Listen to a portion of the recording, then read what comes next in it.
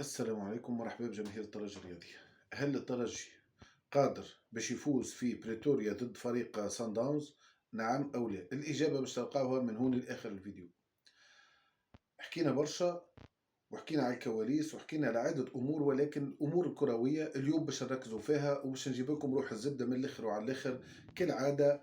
الصحيح في الصحيح بدون مجاملات بطبيعة الحال، واللي يعملوا ربي هذاك هو المليح. الجمهور الترجي متواجد بكثافة كبيرة وكبيرة جدا في جوهانسبورغ، تحول مع فريقه، وهذا دليل اللي جماهير الترجي تحب فريقها. المدرب بوميل عمل الندوة الصحفية متاعه وقال، حكى على اشياء هامشيه ما كانش يلزم يحكي عليها حكايات زايده، عم حاول يرد الفعل على لقطه كاردوزو وقت اللي في تونس حط البافل وقال لهم هاو جمهور الترجي كيفاش في الترينمون، قال لهم هاو كيفاش يعيطوا باش ما تفجعوش كي تدخلوا الملعب، راهو نفس الضغط الجماهيري هذا باش تروه في الميدان. كاردوزو قال لهم حتى احنا باش نجيبوا بوميل مدرب الترجي قال لهم حتى احنا باش نجيبوا الفوفوزيلا هذيك نتاع التزمير نتاع جنوب افريقيا، قال مش نحطوها في الميدان ونجيبوا مشجعين من جنوب افريقيا، خلي يبداو يزمروا في التدريبات باش الملاعبيه نتاعنا يستانسوا بهذا الامر. مش نقول لك حاجه، يا بوميل راهي الترجي الرياضي تزمرت عليها الفوفوزيلا ولا اسمها، وبرغم من هذاك الترجي انتصر واحد بلاش وقتها هدف بوشنيب. ما ننساوش الوقت هذاك كاردوزو يريني في الترجي، توا تقلبت موازين الامور واصبح كاردوزو هو العدو نتاع الترجي. هل بومال يقدر باش يتفوق على كاردوزو؟ ينجم يتفوق على كاردوزو، ولكن مش بافكاره هو. افكاره هو ظهر لي حسب ما لاحظت ماهوش مدرب داهيه، مدرب كلاسيكي فرنسي يخدمك الخدمه العاديه في الترينمون ويقول لك برا الحق سعيك، تصرف كيف ما يظهر لك، وكان ربحت ربحت، ما يهمهمش. المدربين الفرنسيس عندهم طبيعه ما يهمهمش، عاديين جدا، ما عندهمش الجرحه، ما عندهمش. لذلك كيفاش الترجي نجم يربح فريق كيما سان داونز وما يتيحش في الفخ هذاك؟ سهله مهله الحكايه. اولا تشكيله الترجي الاساسيه، التشكيله اللي يلزم يلعب بها بومال، اللي هي اول حاجه يرتكز عليها ما يلعبش ينصاص وبوعالية اساسيين. باش تقول لي باش نباغت الفريق هذايا حاضر ومجهز روحه للفنيات نتاع بوعالية وينصاص. بوعالي وينصاص لياقة بدنية ماهيش قوية، كي أنت تلعبهم في النص ساعة الأخرانية لهنا تكسب قوة كبيرة برشا من الملاعبية هذا الزوز. ملاعبية صن داونز يتعبوا فيزيكمون، يلقاو ينصاص حاضر فيزيكمون هو بوعالية في آخر المباراة، وقتها الترجي ممكن يقلب زمام الأمور. أما إذا كانت تلعب ينصاص وتلعب بوعالية تلعبهم دي تيتولور، لهنا الفنيات نتاعهم مع اللياقه البدنيه نتاع فريق سان داوز يتعبوا، وبذلك تضطر باش تخرجهم وما تدريش على النتيجه وقتها شنية. اللي باش يقلب لك المباراه ما عادش باش يقلب لك المباراه لاعب سريع كيما الملاعب ديارا، ولا لاعب قوي بدنيا كيما دانو ولا كيما دياكيتي. لا لا، يلزمك في اواخر المباراه لمسات فنيه ذكيه باش تنجم تقلب المباراه، مخالفه من بوعاليه باش تنجم تسجل هدف جميل. شوطة مغدورة من عند ينصاص وهو حاضر فيزيكمون باش تنجم تقلب به موازين المباراة. هكا راهي الكرة تتلعب برا. اما وقت اللي بومير يركز ياسر على ينصاص وبوعالي لاعبهم تيتولير، راه جماعة صن داوز عندهم قوة بدنية باش يركزوا لك على الملاعبية هذم الزوز، يتعبوهم ترسي لك تخرجهم وتهبط في ملاعبية اخرين، ووقتها الفنيات اللي انت مستحق لها في اخر المباراة ما عادش باش تلقاها. باش تولي الدور على بن حميده شبيه ما عملش، الدور على الريدروا شبيه ما عملش، لي زاكسيون شبيه ما عملوش، لهنا ما تجيش. لذلك نقولها لكم وطبعا بعد نقول لكم على النتيجه.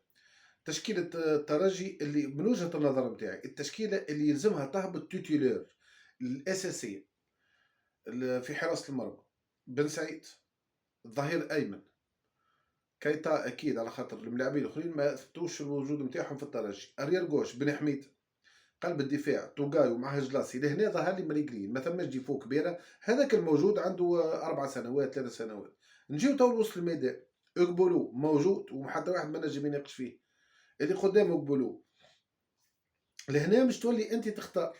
من وجهه النظر نتاعي كانت فريق تحب تناور، تحب، ما نتصورش الترجي باش يدخل في هجوم وبعد ينسى روحه. لا، ثم مباراة باش تلعب على 90 دقيقة انت خاسر واحد بلاش، تحب تخطف التعادل معناها في مجمل المباراتين تحب تسجل هدف توصل ل90 دقيقة تمشي ضربات جزاء، تحب تتفوق على فريق سان داونز باش يرجع الترجي للخطة نتاعو الأصلية اللي هي توخي الحذر في الشوط الأولاني. الترجي موش قاعد ينهزم في الشوط الأولاني لا ضد الأهلي لا ضد الفريق هذايا سان داونز. خير الشوط الأولاني في رادس طلع 0-0. لهنا التكتيك هذايا يبدا من وسط الميدان. اقبلوا مع اقبلوا شكون مش يلزم يكون موجود؟ يلزم يكون حسام معز الحاج علي. معز الحاج علي فكاك روليور، لاعب رزين شويه، ماهوش نتاع هجمه معاكسه سريعه ويطلع فيسع فيسع. لا، هو اذا كان فك الكره وشد صحيح في فكان الكره يولي يلعب شويه على السونتراجات. يعني ديما خدمه حسام معز الحاج علي الخدمه نتاعو كلها تبدا من افتكاك الكره. ثم ملاعبيه الخدمه نتاعهم تبدا كي يعطيوهم الكره، وثم ملاعبيه كيما معز ما يبدا الخدمه نتاعو كان لما يفك هو الكره هكاكا. ملاعبيه هكاكا التيرا نتاعهم روليور بيفو ما يجيش صانع العاب. لذلك مع الملاعبيه اقبلوا تحط معاه معز الحاج علي، وبالرغم من هذا تقعد ناقص. لهنا مش تظهر هاي سامحوني تو ركزوا معي شوي. عملنا لكمش زوز بيفوات واضحين ماهمش يتحركوا من بلاصتهم. اللي قدامهم ماكش تهرب تو كيما المره اللي فاتت بومير راه ضايع فيها. المره اللي فاتت لعب 4-2-4 في اخر المباراه، خطه ما عمرها ما تصير. تي ما تصيرش ما تصيرش. شنو حط لي 4 اجنحه وزوز افون سونتر وزوز بيفوات التالي؟ تي كيفاش باش تخلط؟ هذه ما فهمتش انا. مدربين سيوقف المخ مش نورمال. لهنا باش نقول لكم حاجه. اون فوا لعبت اقبلوا معاه الحاجه عليه زوز بيفوات سونتينيل راكزين ما يبعدوش على بعضهم هكا تفكت الكره للاخر يشد بلاصتو بالعرض، الاخر تفكت تجي هكاك خدمه البيفو مش يجري يمشي للاتاك. لهنا شكون اللي باش يكون قدام الملاعبيه هذم؟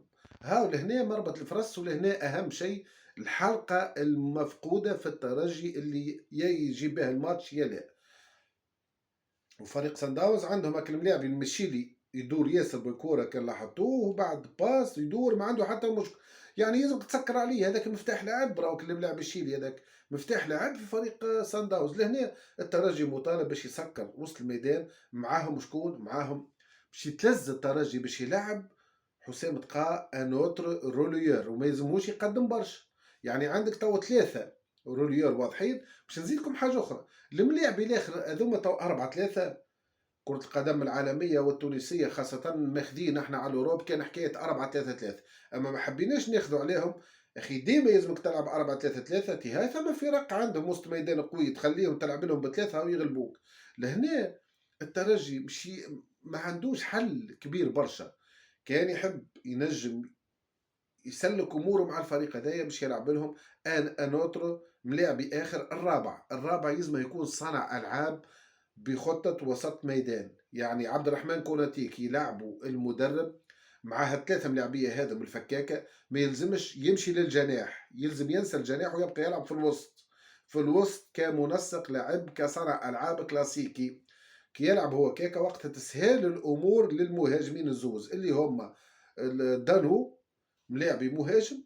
ولهنا انت على كل حريه تحب تلعب معاه الملاعبي معناها مع دانهو تنجم تلعب دياكيتي زوز مهاجمين يوليو واضحين. لهنا يمكن صعيبه خاطرك ما عندكش صانع العاب. لهنا مع المهاجم دانو تلعب معاه ديارا.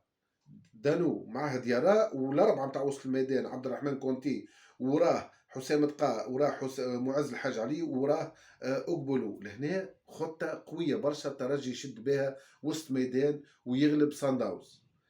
كي ينطلق بالخطه هذه ينجم الترجي ينتصر في هذه المباراه وينجم الترجي يسجل. ما سجلش في الشوط الثاني ينجم يسجل في اخر المباراه وقت اللي يتعبوا عبد الرحمن كوناتي، وقت اللي يتعب دانهو، وقت اللي يتعب ديارا يهبط في بلاصتهم دياكيتي، يهبط في بلاصتهم بوعالي، ويهبط في بلاصتهم ينصاص، يهبط رفيعه كان يحبوا يهبطوه. وبذلك الترجي يدخل في مرحلة أخرى. المرحلة هذه متاع الهجمة السريعة والمرتدة وترجع الخطة 4-3-3.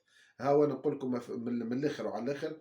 يعني الماتش هذايا انا باش نقولها لكم بكل صراحة نفس التمشي متاع مباراة الذهاب.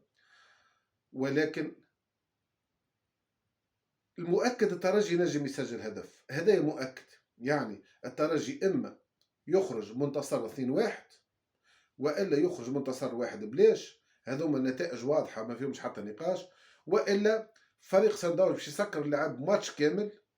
والمباراة هذه نقولها لكم معناها، واللي ما يحبوها جمهور الترجي، تنجم تخرج 0-0 هكا اجمالا. ولكن الترجي ينجم كما قلت لكم يربح 2-1 وينجم يربح واحد بلاش عادي. ينجم يسجل، ثم الامكانيه باش يسجل الترجي، وثم امكانيه باش يترشح. يعني المقابله ماهيش مستحيله.